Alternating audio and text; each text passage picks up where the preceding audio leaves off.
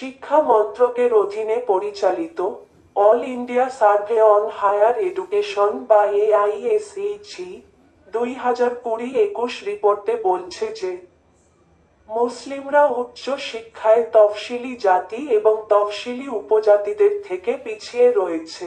AISEC 2020-21 অনুসারে 2019-20 এর তুলনায় উচ্চ শিক্ষায় মুসলিম নথিভুক্তি 8% কমেছে।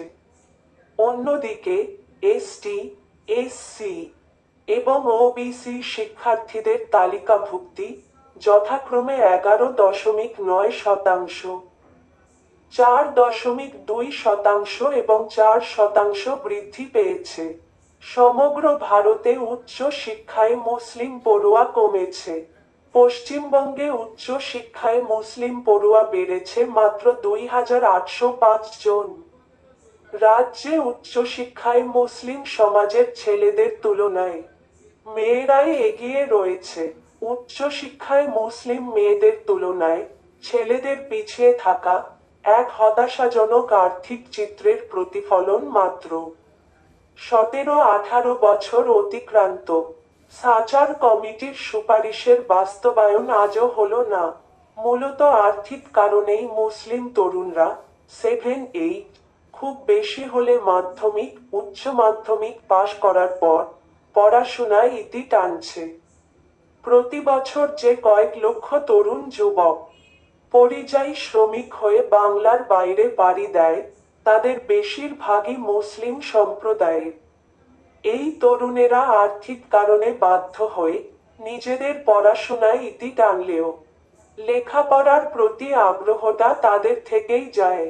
তখন পরিযায়ী শ্রমিক হয়ে বহু কষ্ট করে জমানো টাকার একটা অংশ তারা বাড়িতে নিজেদের দিদি বোনদের লেখাপড়ার পেছনে খরচ করতে পারে। এইভাবে ভাইদের সহায়তা ও উৎসাহে মুসলিম মেয়েরা উচ্চশিক্ষায় এগিয়ে আসতে পারছে। সরকারের ভূমিকা এখানে নগণ্য। মুসলিম তরুণীদের উচ্চশিক্ষায় আগ্রহ বাড়ার সঙ্গে তাল মিলিয়ে আর একটা সমস্যাও সামনে এগিয়ে আসছে। কলকাতা শহরে পর্যাপ্ত সংখ্যায় মুসলিম গার্লস হোস্টেলের অভাব। শহরের বাইরে থেকে পড়তে আসা ছাত্র ছাত্রীদের একটা বিরাট অংশ পেইং গেস্ট থাকে, অথবা 3-4 জন মিলে ঘর ভাড়া নিয়ে থাকে। কিন্তু মুসলিম ছাত্র ছাত্রীদের জন্য এর সুযোগ কম। কলকাতার অনেক এলাকায় বাঙালি মুসলিম পরিবারকেই যেখানে ঘর ভাড়া দেওয়া হয় না, সেখানে মুসলিম ছাত্র ছাত্রীদের, বিশেষ করে মুসলিম ছাত্রীদেরকে ঘর ভাড়া দেওয়া হবে বা পেইং গেস্ট হিসাবে থাকতে দেওয়া হবে, একথা ভাবাটাই ভুল। এর জন্য রাজ্য সরকারের দ্রুত পদক্ষেপ নেওয়া উচিত। মুসলিম মেয়েদের জন্য যাদবপুর কলেজ স্ট্রিট এলাকায় মুসলিম গার্লস হোস্টেল তৈরি করতে হবে, কিন্তু এটা সময় সাপেক্ষ ব্যাপার। লেডি ব্রাবর্ন কলেজের শুরুতে ওই কলেজে মুসলিম ছাত্রীদের জন্য 50% আসন সংরক্ষিত ছিল। শুধুমাত্র মুসলিম ছাত্রীদেরই হোস্টেলের সুবিধা দেওয়া হতো। বলা হয়ে থাকে যে মুসলিম ছাত্রীর সংখ্যা কম হওয়ায় ওই কলেজের হোস্টেলে অন্য সম্প্রদায়ের ছাত্রীদেরও থাকার সুযোগ দেওয়া শুরু হয়েছিল। একথা যদি সত্যি হয় তবে কলেজের হোস্টেলে থাকার বর্তমান নিয়ম পরিবর্তন করে কলেজ শুরুর সময় যে নিয়ম ছিল, অর্থাৎ শুধুমাত্র মুসলিম ছাত্রীদেরকেই কলেজ হোস্টেলে থাকতে দেওয়ার নিয়ম পুনরায় চালু করা সময়ের দাবি। তাহলে মুসলিম মেয়েদের হোস্টেল সমস্যার কিছুটা সমাধান হবে।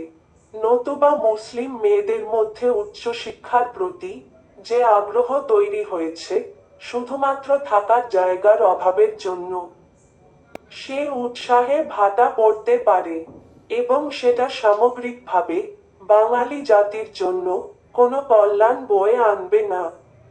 ভিডিওটি ভালো লাগলে লাইক করে শেয়ার করবেন। নতুন নতুন ভিডিও পেতে আমাদের ফেসবুক ও YouTube page the Bengal frontier এ সাবস্ক্রাইব করে ফলো